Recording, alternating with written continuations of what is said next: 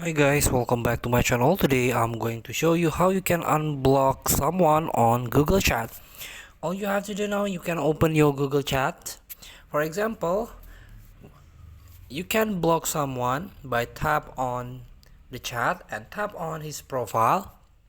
You can scroll down and block and report user. You can block it.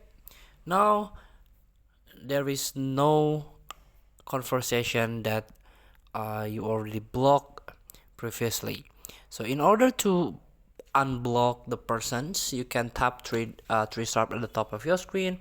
You can tap on settings. You can scroll down and tap on manage block user in chat. You can open it on Google Chrome.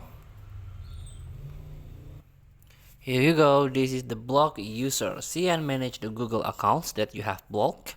Blocking is supported on some but not all Google products. You can tap it, or you can tap on cross icon, and the person that you blocked before, it's already unblocked and you can chat again.